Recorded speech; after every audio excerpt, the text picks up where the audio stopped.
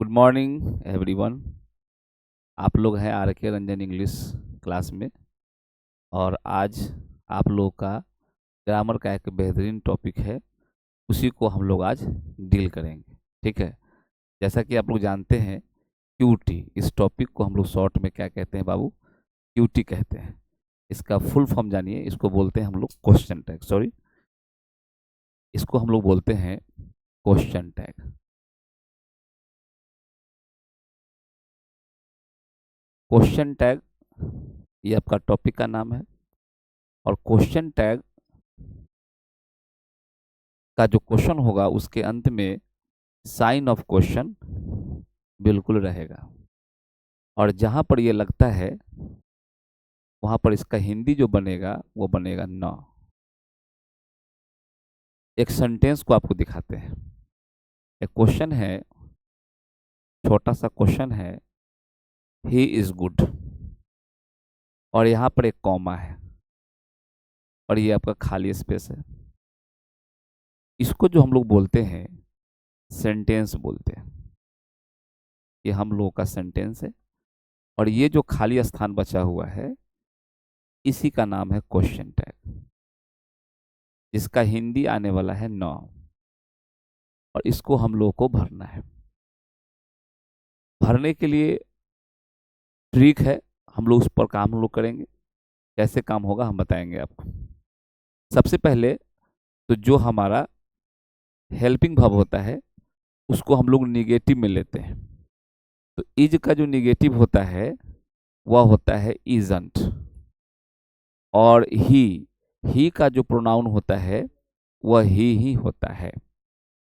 ठीक है। तो इसमें दो स्टेप पर काम करना होता है। पहला जो हम लोग काम करेंगे वो सब्जेक्ट को निकालेंगे। और आप जानते हैं कि क्वेश्चन टैग में नाउन का प्रयोग नहीं होता है, नाउन के एवज में प्रोनाउन का प्रयोग होता है। तो चूंकि यहाँ पर तो हमारा प्रोनाउन ही है और ही का प्रोनाउन तो ही रह जाएगा। तो सबसे पहला काम हम लोग करना है कि क्वेश्चन टैग में सब्जेक्ट को बाहर करना है। और वह सब्जेक्ट तय कर लेगा कि हमारा हेल्पिंग वर्ब कौन सा होगा, इज होगा कि एम होगा कि आर होगा। वो अपने हिसाब से तय कर लेता है और टेंस के हिसाब से भी वह तय कर लेता है। तो सबसे इसमें बड़ी बात होती है कि सब्जेक्ट निकालना। अगर आपको सेंटेंस के सब्जेक्ट से क्वेश्चन टैग का सब्जेक्ट यदि निकालने आ गया, इसमें देखना है कि how can find the subject of question tag from the subject of sentences. अगर ये करने आपको आ जाएगा तो हेल्पिंग वर्ब जो भरना है वो बड़ा इजी है, वो आपको जल्दी हो जाएगा। तो दो स्टेप में हम लोग चर्चा करेंगे। इसमें दो ही काम हम लोग को सीखना है कि क्वेश्चन टैग में सब्जेक्ट कैसे हम लोग लाएंगे। ठीक है। और दूसरी बड़ी बात है कि उसके हिसाब से हम लोग और टेंस के हिसाब से हम लोग हेल्पिंग वर्ब को रखेंगे।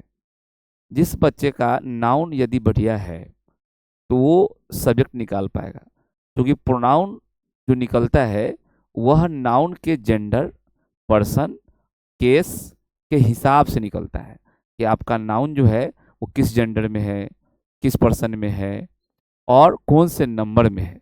उसके हिसाब से हम लोग प्रोनाउन को बाहर करेंगे। और प्रोनाउन जो होता है वह टेंस और सब्जेक्ट के हिसाब से हेल्पिंग वर्ब तय कर लेता है। ठीक है। दो स्टेप में हम लोग क्वेश्चन टैग को सीखेंगे। जैसे एक एग्जांपल हम और आपको बताने का प्रयास करते हैं। एक क्वेश्चन है, राम गोज टू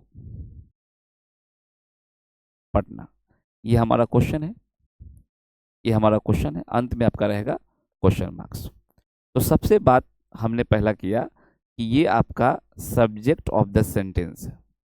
सेंटेंस का सब्जेक्ट तय करेगा क्वेश्चन टैग का सब्जेक्ट।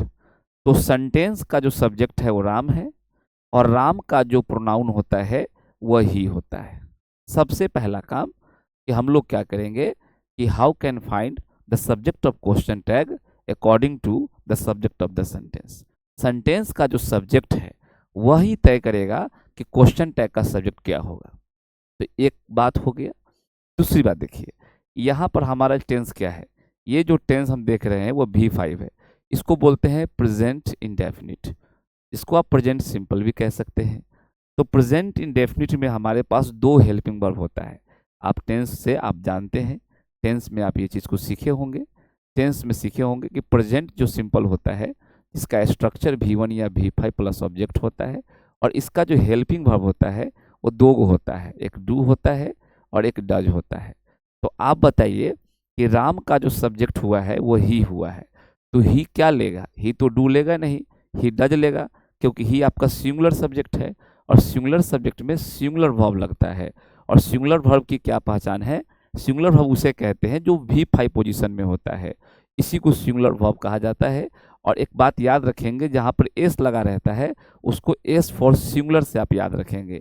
जिस वर्ब में एस लग जाएगा उसे सिंगुलर वर्ब कहा जाता है।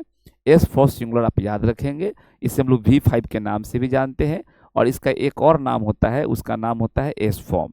एस फॉर्म के नाम से भी आप इसे याद रख सकते हैं, अर्थात V5 कह सकते हैं, है ना, और इसको सिंगुलर वर्ब कह सकते हैं, एस फॉर्म कह सकते हैं। तो यहाँ पर हम लोग को जो लाना है, क्योंकि आपके पास क्या है, सिंगुलर सब्जेक्ट है, तो सिंगुलर वर्ब लाना होगा। तो एक तो तय हो गया कि यहाँ पर डू नहीं होगा, हमारा क्या होगा, डज होगा। फिर दूसरा जो रूल आपको सिखाया जाएगा कि यदि आपका सेंटेंस अफर्मेटिव है तो क्वेश्चन टैग निगेटिव निकलेगा, अगर सेंटेंस ही निगेटिव है तो क्वेश्चन टैग अफर्मेटिव हो जाएगा। तो अभी रूल आने वाला है, एक होता है हमारे पास सेंटेंस और एक होता है हमारे पास क्वेश्चन टैग। क्वेश्चन टैग होता है, तो इसमें ध्यान देना है कि सेंटेंस यदि आपका अफर्मेटिव है, सेंटेंस क्या है बाबू, आपका अफर्मेटिव है, ठीक है। सेंटेंस यदि आपका अफर्मेटिव है, सेंटेंस यदि आपका अफर्मेटिव है तो क्वेश्चन टैग जो होता है वह निगेटिव होता है। क्वेश्चन टैग जो हो जाता है वो आपका क्या होता है, निगेटिव हो जाता है। अगर आपका सेंटेंस ही निगेटिव है तो क्वेश्चन टैग आपका अफर्मेटिव हो जाता है। ये अभी हम आपको नियम बताएंगे। तो यहाँ पर आपका वाक्य तो अफर्मेटिव है, अफर्मेटिव है तो यहाँ क्या निकालना है, निगेटिव निकालना है। तो यहाँ डज नहीं निकालेंगे, डजंट निकालेंगे, ठीक है। यहाँ पर आप देख सकते हैं कि आपका वाक्य क्या है, अफर्मेटिव है, तो हमने क्या निकाला है, निगेटिव निकाला है। और यहाँ पर भी आपका वाक्य क्या है, अफर्मेटिव है, तो हमने क्या निकाला है, निगेटिव निकाला है। यहाँ पर ही है तो ही का प्रोनाउन ही रह जाता है, और यहाँ पर नाउन है तो नाउन का प्रोनाउन निकालना होता है। चूंकि क्वेश्चन टैग में नाउन का प्रयोग नहीं होता है, noun does not use in question tag, only pronoun can use in question tag. आपको प्रोनाउन का ही यूज करना है, इसलिए राम का प्रोनाउन ही हो गया और ही अपने अनुसार और टेंस के हिसाब से वो डजंट ले लिया, ठीक है। ओके, धन्यवाद। तो फिर हम लोग मिलते हैं अगले क्लास में और न्यू वीडियो के साथ। ओके, धन्यवाद, बेस्ट ऑफ लक।